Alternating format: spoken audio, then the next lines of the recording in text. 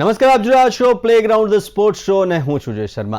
તો ગુવાહાટીમાં team India સામે સંકટના વાદળો ઘેરાયા છે. સાઉથ આફ્રિકાએ 549 રનનો પહાડ જેવો લક્ષ્યાંક આપ્યો અને ભારતીય બેટિંગ લાઇનઅપની શરૂઆત ધબડકાભરી જોવા મળી. તો વિકલ્ટોનની શોધમાં ભારતીય બોલર્સે સંઘર્ષ કર્યો અને સ્ટબ્સ અને જોર્જીની 101 રનની ભાગીદારીએ આ મેચનું ચિત્ર સ્પષ્ટ કરી દીધું છે. તો હવે શું ભારતીય બેટ્સમેન આ હાર કે ડ્રોમાંથી બહાર નીકળીને કોઈ ચમત્કાર કરશે કે નહીં, તે તો હવે જોવું. અને આ જ વિશે ચર્ચા કરીશું. અને આ ચર્ચા કરવા માટે આપણી સાથે સ્ટુડિયોમાં ઉપસ્થિત છે સ્પોર્ટ્સ એક્સપર્ટ અશોક મિસ્ત્રી. અશોકભાઈ, આપનું સ્વાગત છે. Thank you so much. અશોકભાઈ, આ મેચની આપણે ગઈકાલે પણ વાત કરી હતી અને હવે આ મેચ કઈ તરફ જઈ રહી છે તે વિશે વાત કરીશું, પણ તે પહેલા જોઈએ એક રિપોર્ટ. ભારત અને સાઉથ આફ્રિકા વચ્ચેની બીજી ટેસ્ટ મેચ ભારત માટે ભારે પડી રહી છે.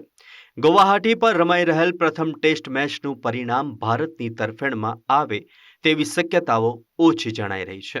પણ હાર અને ડ્રો આ બે પરિણામો નજર સામે આવી રહ્યા છે.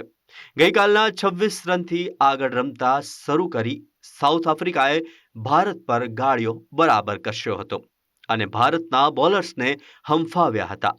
રિકલ્ટન અને માર્ક્રમે 59 રન જોડ્યા, પછી વિકેટો પડી, પણ ત્યારે સ્ટબ્સ અને જોર્જીએ જોડી જમાવી અને 162 બોલ રમ્યા અને 101 રન જોડ્યા. ત્યારબાદ સ્ટબ્સ અને મુલ્ડરે પણ 123 બોલ રમીને 82 રનની ભાગીદારી નોંધાવી. ભારતની મુશ્કેલીમાં વધારો કર્યો. સાઉથ આફ્રિકાએ 5 વિકેટના ભોગે 260 રન બનાવીને દાવ ડિક્લેર કર્યો. ત્યારે ભારત સામે 549નું પહાડ જેવું લક્ષ્ય ખડકી દીધું હતું. ભારતની બોલિંગ પ્રભાવહીન રહી અને સાઉથ આફ્રિકા આસાનીથી પાર્ટનરશિપ બનાવતું ગયું.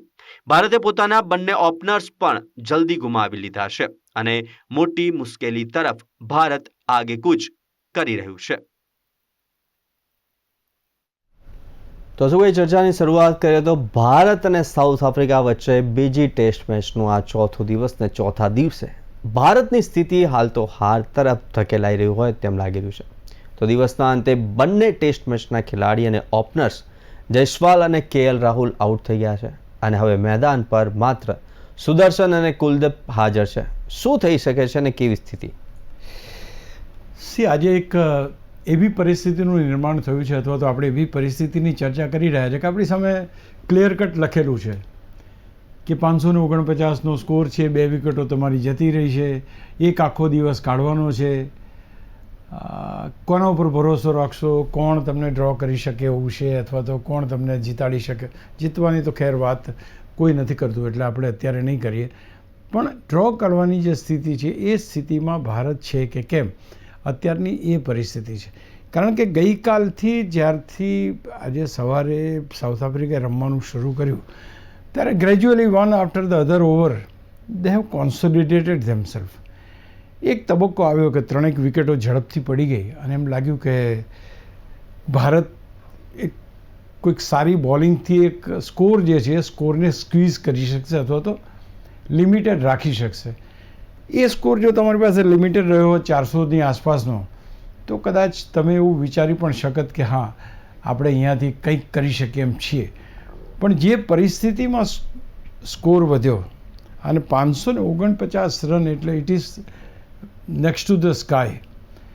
ભારતની સ્થિતિ, ભારતના બેટર્સ, ભારતની અત્યાર સુધીની સ્થિતિ, આ બધી પરિસ્થિતિઓ પર આપણે નજર નાખીએ તો ક્યાંય આવો ઇતિહાસ રચી શકે એવા કોઈ ખેલાડીઓ દેખાતા નથી. રાહુલ દ્રવિડ આપણી ટીમમાં, કે નથી આપણી ટીમમાં VVS લક્ષ્મણ, કે નથી આપણી ટીમમાં અજિંક્ય રાણે, કે નથી આપણી ટીમમાં રોહિત શર્મા કે વિરાટ કોહલી.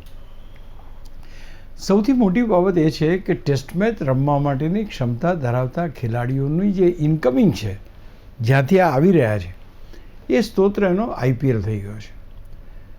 આપણી ઘણી બધી એવી ટુર્નામેન્ટ્સ છે BCCIની કે જે ટુર્નામેન્ટ્સ બેઝિકલી આના માટે રમાડવામાં આવે છે. દાખલા તરીકે રણજી ટ્રોફીની વાત લઈ લો તો 4 દિવસની આ ટુર્નામેન્ટને એટલા માટે જ રમાડવામાં આવે છે કે જેથી કરીને ખેલાડી કેટલું સારું રમી શકે, સેન્ચુરી મારી શકે, ડબલ સેન્ચુરી મારી શકે, ટેમ્પરામેન્ટનો ટેસ્ટ કરી શકે અને એ ટેમ્પરામેન્ટમાંથી બહાર આવીને ક્યાંક એ ટીમ માટે ને ભારતીય ટીમ માટે રમે અને એક સારું પ્રદર્શન આપણને જોવા મળે. નાવ ધ થિંગ્સ હેવ ચેન્જ. હવે આઈપીએલમાં તમે સારું પ્રદર્શન કર્યું, તમે યશસ્વી જયસ્વાલને ટીમમાં લઈ લીધો અને અત્યારે ટેસ્ટ મેચ રમે છે. તો જે તમારા ખરેખર ખેલાડીઓ છે કે જે સમગ્ર રણજી ટ્રોફીના આટલા મોટા વિશાળ જે ફોર્મેટ છે એ ફોર્મેટમાં રમે છે, વન આફ્ટર ધ અનધર મેચો રમે છે, એક પછી એક પરફોર્મન્સ આપે છે, એ પરફોર્મન્સ કરતા ખેલાડીઓને ટેસ્ટ મેચ રમવાની તક મળતી નથી. અને આઈપીએલમાંથી જે આવ્યા હોય અથવા તો આઈપીએલ જે સારું રમતા હોય એમને અહીંયા તક મળી જાય છે. હવે નુકસાન શું થાય છે અહીંયા કે આઈપીએલ અથવા તો T20ની મેચ તો 20 ઓવરની હોય. તમારી ફિઝિકલ ફિટનેસ છે કે નહીં એ પણ તમને ખબર નથી પડતી જો તમે આઈપીએલના ખેલાડીને સીધો ટેસ્ટ મેચમાં રમાડો છો. 5 દિવસની મજૂરી કરવી મેદાનો પર ઊભા રહીને, ઇટ્સ નોટ અ જોક. અને એ જે ખેલાડીઓ છે એ ખેલાડીઓ ક્યાંક ઇગ્નોર થાય છે. આપણે ઇગ્નોર કરે છે એમ નથી, ક્યારે પણ ઇગ્નોર થાય છે. હવે જ્યારે આ ખેલાડીઓ ઇગ્નોર થાય, અચ્છા બીજું કે લાંબી કવાયત છે. ખેલાડી આજે કેટલું રમીને રમે, 1 વર્ષ રમે, 2 વર્ષ સારું પરફોર્મન્સ કરે, 3 વર્ષ સારું પરફોર્મન્સ કરે, ત્યાર પછી તો ભારતીય ટીમમાં આવવાની અપેક્ષા ચોક્કસ રાખી શકે. અત્યારની પરિસ્થિતિમાં એવું છે કે તમે આઈપીએલ જો સારી રમ્યા તો સાંઈ સુદર્શનની વાત આપણે લઈ લો સીધી. સાંઈ સુદર્શને આઈપીએલમાં બહુ સરસ દેખાવ કર્યો. અત્યારે સાહેબ એ ખેલાડી 15 રનથી વધારેનો ખેલાડી નથી. he doesn't have that stamina to stay on the ground. કોઈ વખતે એવી એક એવી ઇનિંગ જોઈએ કે ભાઈ 3 કલાક 4 કલાક 5 કલાક રમવું પડે, તમારે મેદાન ઉપર ઊભા રહેવાની. they don't have that stamina. હવે આ પરિસ્થિતિની અંદર તમારી પાસે બેટર્સ ક્યાંથી આવવાના? હું ઘણીવાર વાત કરું છું કે ભાઈ ચેતેશ્વર પૂજારા પોતાનું ખાતું ખોલવા માટે 40-45 બોલ લેતો હતો, પણ શા માટે લેતો હતો? What does it mean? એનો અર્થ એ થયો કે 47-48 બોલ સુધી રમવાની એની ક્ષમતા હતી, બોલ છોડવાની ક્ષમતા હતી, મેદાન ઉપર ટકવાની ક્ષમતા હતી, એટલા માટે કરી શક્યો. આજે તો તમે પહેલા બોલ, આજે એક બોલે 6 મારી યશસ્વી જયસ્વાલે, અને એ જ બોલ બીજા કે ત્રીજા બોલે તો આઉટ થઈ ગયા. તમે જાણો છો કે આ કન્સિસ્ટન્ટલી આ ખેલાડી તમારી વિકેટ લે છે, એની બોલિંગમાં પણ જરાક તો થોડુંક એક સંયમ રાખવો જોઈએ. ઓફ સ્ટમ્પની બહાર પડેલા બોલને જવા દેવો જોઈએ. બધા ઇવન એવરીબડી વોઝ સેઇંગ કે કોઈ જરૂર નહોતી એ બોલને રમવાની. Outside the of stump cut કરો છો તમે, that is okay in T20. અને આ તો ટ્રેપ છે. બોલરનું ટ્રેપ શું છે? ટેસ્ટ ક્રિકેટની અંદર આઉટસાઇડ ધી ઓફ સ્ટમ્પ અને સ્લાઇટલી મૂવમેન્ટ તમે આપો, બહાર જતો બોલને સેટ મૂવમેન્ટ આપો.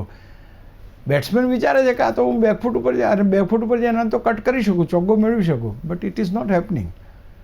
હી is conceding his wickets, he is giving his wickets one after the another time. તો આ જે વસ્તુ છે એ વસ્તુ ક્યાંક ને ક્યાંક અત્યારે ભારે પડી રહી છે. ભારતની સ્થિતિ અત્યારે 549 રન કરવાની તો છે નહીં જ.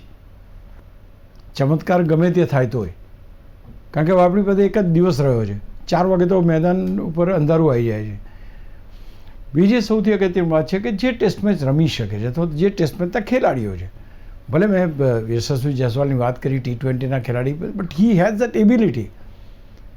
એણે 150 રન બનાવ્યા છે, 100 રન બનાવ્યા છે, સેન્ચુરી ફટકારી છે, સારું પ્રદર્શન કર્યું છે. પ્રોવાઇડેડ એને એ પ્રકારનું ફાસ્ટ ક્રિકેટ રમવા દેવામાં આવે તો. અહીંયા ટેમ્પરામેન્ટલ ક્રિકેટની જરૂર છે. અને એમાં એક આ ખેલાડી યશસ્વી જયસ્વાલ અને તમારી પાસે KL રાહુલ, આ બંને ખેલાડીઓ આઉટ થયા પછી, કારણ કે KL રાહુલ એકમાત્ર એવો ખેલાડી છે કે જે હેડ ડાઉન રાખીને રમી શકે છે. 50 બોલ કોઈ સ્કોર કર્યા વગર રમવાનું, તો he can do that. A out થઈ ગયો. અને એ પણ કેવી રીતના? Outside, wide outside of stump બોલ છે હાર્મરનો, અને ઇટ કેમ ઇન ફોરવર્ડ ઇન ડિફેન્સ, રમવા જાય છે, ક્લીન બોલ્ડ થાય છે. હવે તમારી પાસે ટેસ્ટ મેચના માણસો, મોટો સ્કોર કરી શકે એવા માણસો, લાંબુ રમી શકે એવા માણસો, આ બંને ખેલાડીઓ જે છે આઉટ થઈ ગયા. હવે તમારી પાસે અત્યારે હવે સ્ટોકમાં શું છે એની ઉપર જોવાનું રહેશે. એટલે અત્યારની પરિસ્થિતિમાં ભારત પાસે વિકલ્પો બચ્યા નથી. હાર એકમાત્ર વિકલ્પ આવી જાય છે. ડ્રો કાઢવા માટે બહુ જ મોટી જરૂર પડશે.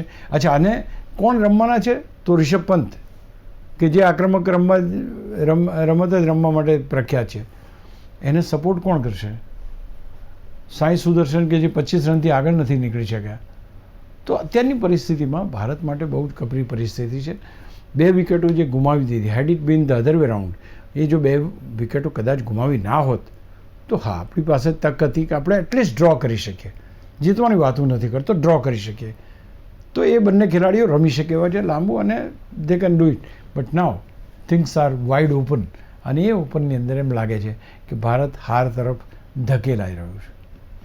અશોકભાઈ, તો ગઈકાલે આપણે જે વાત કરી હતી અને ગઈકાલે 26 રનથી આગળ રમવાનું શરૂ કર્યું, જોરદાર બેટિંગ કરી અને 5 વિકેટે 260 રન બનાવીને દાવ ડિક્લેર કર્યો. ભારતને 549 રનનું ટાર્ગેટ મળ્યું. ક્યાં ભૂલ થઈ ભારતની? પહેલી વસ્તુ તો એ છે કે South Africa has got different intentions.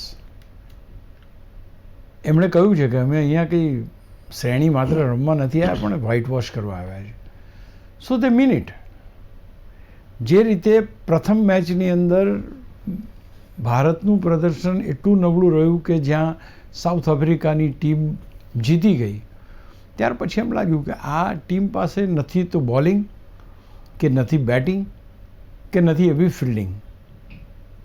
જે કોઈ તકો ગઈકાલે મળી ભારતીય ટીમને, કેચ છૂટવાની, સ્ટમ્પિંગની, એ બધી ગુમાવી ભારતે. અને કોન્સોલિડેશન કેવું જબરજસ્ત થતું ગયું. અને એમની પાસે ઓલરેડી એક તો 300+ સ્કોર તો પડ્યો હતો જ, એમની પાસે એનો લીડ હતો જ. એટલે આ તો એમાં એડ જ કરવાનું હતું એમને. એટલે એ વખતે પછી 3 વિકેટ એવી ઝડપથી પડી ગઈ, ત્યારે એમ હતું કે કદાચ આપણે એમની ઉપર દબાણ બનાવી શકીશું. પણ ત્યાર પછી જે રીતે સ્ટબ્સ અને મુલ્ડર, અને સ્ટબ્સ અને જોર્જી, આ બંને જણાએ જે પાર્ટનરશિપ બનાવી છે, સાહેબ તમને એમ લાગે કે they were playing the bowlers of the Indian team very easily. કોઈ જાતના પ્રેશર વગર એ લોકો રમી રહ્યા હતા, પોતાના શોટ્સ એ કરી રહ્યા હતા, પોતાના રન્સ લઈ રહ્યા હતા. સો ઓલ સેડ એન્ડ ડન કહેવાનું તાત્પર્ય છે કે આપણી બોલિંગનો ઇમ્પેક્ટ પણ આપણને જોવા મળ્યો નહીં. અને એમ કરતાં કરતાં એ બંને જણાએ ભેગા થઈને 101 રન અને પેલા લોકોએ 82 રન, આ 2 મોટી પાર્ટનરશિપ અને પ્લસ ગઈકાલનો લીડ, એમ કરીને 549નો મોટો જુમલો ભારત સામે મૂકી દીધો. ભૂલ એ થઈ આપણી કે આપણે પહેલી ઇનિંગમાં સારી બેટિંગ ના કરી, કારણ કે એમણે તો 500 રન મૂકી દીધા હતા. તો આપણે 500 ને એમ 200 રન કરો તો 300 દેવું તો ત્યાંથી જ લઈને ચાલતા હતા આપણે. મુખ્ય મુદ્દે બેટિંગ આપણી સારી ના થઈ. ઇવન સેકન્ડ ઇનિંગમાં વોટ આર વી ડુઇંગ, 2 વિકેટો આપણે ગુમાવી દીધી. તો અને ત્યાર પછી બોલર્સ, ચાલો બોલિંગ આપણે માની લઈએ કે દેવ ડન વેલ, એ લોકોએ સારી બોલિંગ બી કરી, સારી વિકેટોને એ કરીને. બટ તમારી પાસે એક પાર્ટનરશિપ કે 2 પાર્ટનરશિપ બને એટલે તમારા હાથમાંથી ગેમ નીકળી જાય. તો અહીંયા આગળ ગઈકાલનો જે ટોટલ હતું, આજે જે રીતે ટોટલ થયું, અને બીજું બેક ઓફ ધ માઇન્ડ એક તો હતું કે 300નો સ્કોર તો પડેલો જ છે. આપણે અત્યારે જેટલું ફાસ્ટ અને જેટલું સારી રીતે, સો દે પ્લેડ ફ્રીલી. કોઈ એવું દબાણ મને નથી લાગ્યું કોઈ સાઉથ આફ્રિકાના બેટર્સને જોવા મળ્યું હોય. તો આ જે 2 મોટી પાર્ટનરશિપ થઈ એ ત્યાં આગળ, અને જે કંઈ તકો 2 કે 3 તકો જ મળી, વધારે નથી મળી, પણ એ that should have been taken. See nobody tells you to drop the catch. એટલે એ તો વસ્તુ આઉટ ઓફ એ કોન્ટેક્સ છે કે ભાઈ તમે કોઈ કેચ ડ્રોપ કરો, એ શક્ય નથી. તો અહીંયા આગળ પરિસ્થિતિ અત્યારે 549 રન સુધી પહોંચી છે. ભારતે 2 વિકેટ. સી ડિફરન્સ, ગઈકાલે સાઉથ આફ્રિકાએ અત્યારના તબક્કે 2726 રને વિધાઉટ લોસ દિવસ પૂરો કર્યો હતો, અને આપણને 1 કલાક રમવા મળ્યું, 2 કલાક, એની અંદર આપણે 2 ગુમાવી દીધી, અને અત્યારે આપણે 2702 લઈને આગળ. આ difference, this is the difference. અશોકભાઈ, આપણે બોલર્સની અને બેટર્સની વાત કરીએ તો રવિન્દ્ર જાડેજા સિવાય કોઈ બોલર ખાસ મદદ મેળવી શક્યો નહીં. જાડેજાએ 4 વિકેટો લઈને પોતાના અનુભવનો ફાયદો લીધો તો એમ કહી શકાય. બીજા કોઈ ખાસ બોલર્સ તેમનું કહેવાય ને કે વિકેટો લેવામાં નિષ્ફળ રહ્યા. સી જય, 2 વસ્તુ બને છે કે when you are getting the opportunity, એ એક જ વાર આવે છે. તમે એક સ્ટમ્પિંગ કોઈનું ગુમાવી દીધું તો પછી એ કુલદીપ હોય, વોશિંગ્ટન સુંદર હોય કે જાડેજા હોય, ઇટ ઇઝ પેઇનફુલ. પછી પેલો ખેલાડી રન મારી જાય, તમે કહો કે યાર જાડેજા બહુ જોડાયો કે ભાઈ સુંદર બહુ જોડાયો, but why? Because you did not do your job properly. એટલે જે કોઈ તકો મળી, yes, what you say is very correct. The experience always counts. The way Ravindra Jadeja is bowled to the accuracy, to the middle stump, to great line, length and direction, I think he deserves to get the wickets. અને એને મેળવી વિકેટો. બીજા બોલરો હું એમ નથી કહેતો કે વિકેટો ના મેળવી શક્યા કે અથવા એ કરી શક્યા, બટ એમનામાં ક્યાં તક મળી તો તક ઝડપવામાં ના આવી. એટલે અહીંયા આગળ પરિસ્થિતિ ભારતની એટલે જ થઈ કે ભાઈ આપણી બોલિંગ, જસપ્રીત બુમરાહ, ચલો માની લઈએ 10-15 ઓવર નાખીએ એટલે પછી સ્પિનરોની વારો આવી જાય. સ્પિનરો ઉપર તમે ભરોસો રાખો છો તો તમે spinners, Washington Sundar no doubt, he also bowled well, પણ એ જે ખેલાડીઓ છે એ તમને તક આપીએ, પણ એ તક તમે ઝડપી ના શક્યા એટલે એ લોકો બી ડિમોરલાઇઝ થઈ ગયા. અને પછી સાઉથ આફ્રિકાના બેટર્સ આ વખતે એટલા બધા ડિટર્મિન છે કે they are playing all the bowlers equally. કોઈના રિવર્સ સ્વીપમાં કે કોઈના ડ્રાઇવ્સમાં કે કોઈના કોઈ શોટમાં કોઈ જગ્યાએ ક્યાંય અચકાતા નથી. એટલે હું માનું છું કે this is something very serious. અને એના કારણે બોલિંગ પણ આપણી નબળી થઈ, બેટિંગ આપણી સામે જબરજસ્ત થઈ ગઈ. અને સી દરેકનો હા, એક વાત ચોક્કસ છે કે સાઉથ આફ્રિકા પાસે એવો એક જબરજસ્ત બોલર છે યન્સન, અને પેલી જે સ્પિનર છે તે both are really doing very good job. તો let's see what happens tomorrow. આશુભાઈ, બેટર્સની વાત કરીએ તો ભારતના ઓપનર્સ ખાસ કરીને યશસ્વી અને જયસ્વાલની નિષ્ફળતાને આપ કઈ રીતના જુઓ છો? કારણ કે આક્રમક કરે છે પણ પોતાના જ પર કાબુ રાખી શકતો નથી, તેમ કહી શકાય. C it is basically a team which works, અત્યારે ગૌતમ ગંભીરના કોચિંગ હેઠળની જે ટીમ તૈયાર થઈ રહી છે એની સામે ઘણા બધા સવાલો ઊભા થયા છે. આપણે એમાં કોઈ સવાલ ઊભા કરવા નથી માગતા. અહીંયા આગળ તમે ટીમ કેવી રીતે બનાવો છો, કેવી રીતે તમે ખેલાડીઓનો ભરોસો આપી શકો છો, કઈ રીતે ખેલાડીઓની જગ્યા ટીમમાં મજબૂત છે, કઈ રીતે લોકોને તમે આદર આપો છો, માન આપો છો, એના ઉપર આખી ટીમ ચાલતી હોય છે.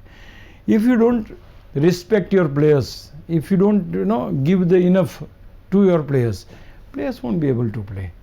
તમે એવું વાતાવરણ બનાવો, એવું વાતાવરણ બનાવો ટીમનું કે જે અંદર એમ લાગે કે યસ વી આર સફોકેટ ના કરો તમે પ્લેયરને. અત્યારે પ્લેયર્સ સફોકેટ થઈ ગયા છે.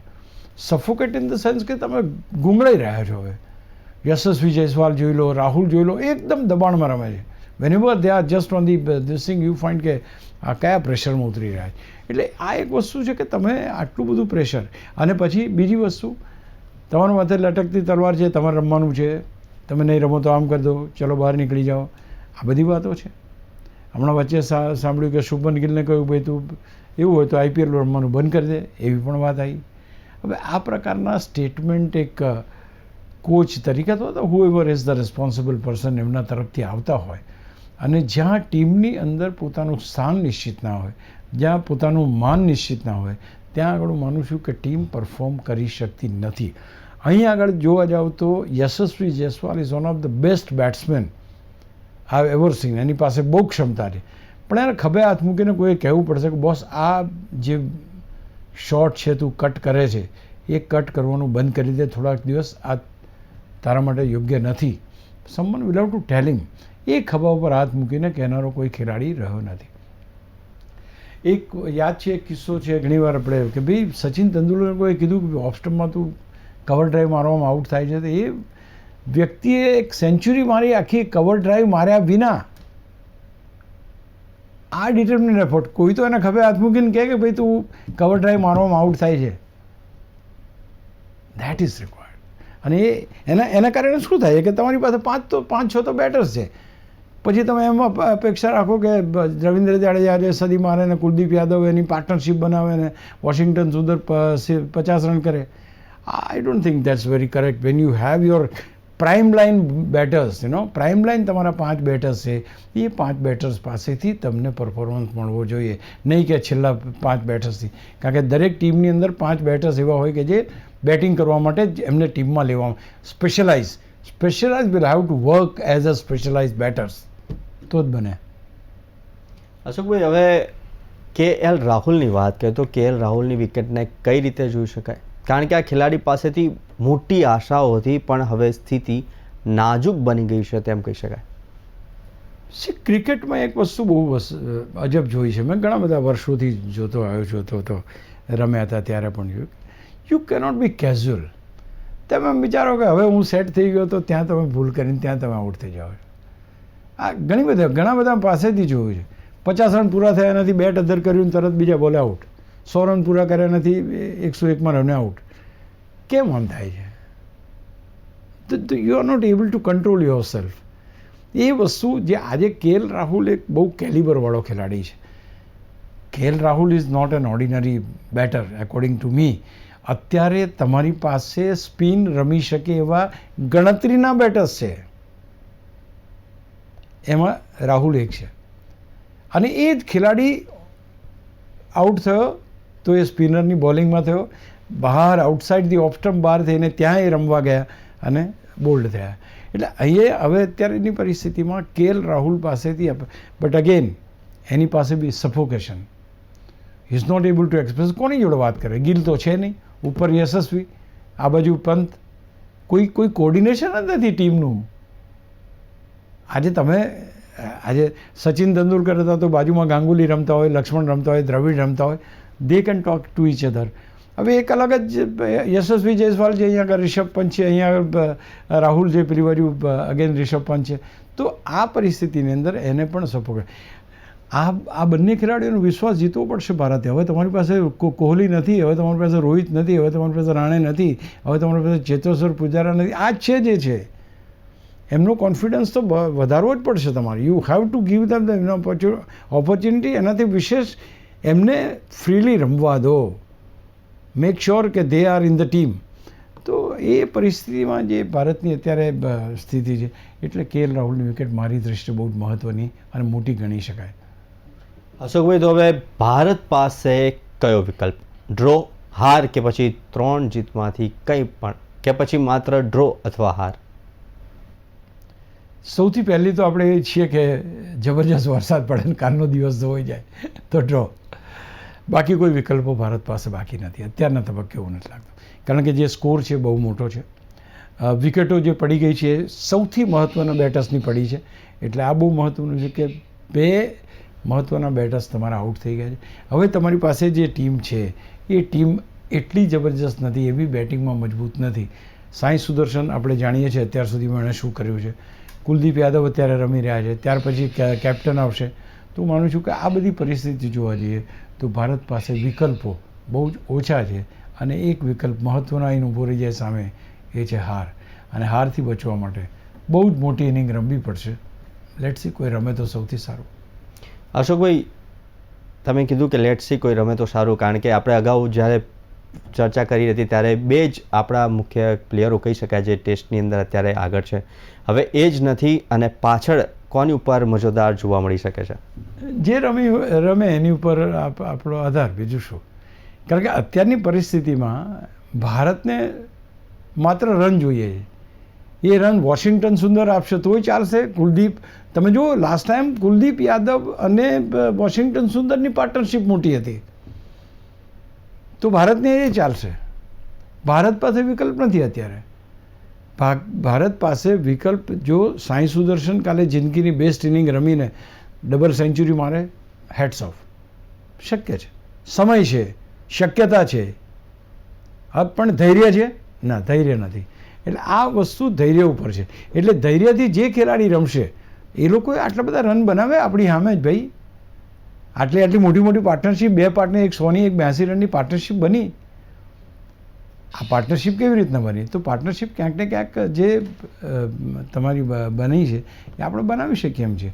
પણ એ માટે જોઈશે તમારે એક મજબૂત ઈરાદો. અને મજબૂત ઈરાદો કાલે આપણી પાસે બાકી બટેલા 2 બેટર્સ જે છે, તો કુલદીપ રમે છે, સાંઈ સુદર્શન રમે છે, પછી કેપ્ટન આવશે, અને ત્યાર પછી રવિન્દ્ર જાડેજા અને બાકીના બધા ખેલાડીઓ છે. એટલે કોણ લાંબી ઇનિંગ રમે છે એના ઉપર કાલની મેચનો આધાર છે. બાકી તો પરિણામો, writing is clear on the wall. તો આ હતી અધધા 549ની અંદર આજની ચર્ચા. અને આ ચર્ચા કરવા માટે અશોકભાઈ અમારી સાથે સ્ટુડિયોમાં ઉપસ્થિત રહ્યા તે બદલ ખૂબ ખૂબ આભાર. નાખ્યું.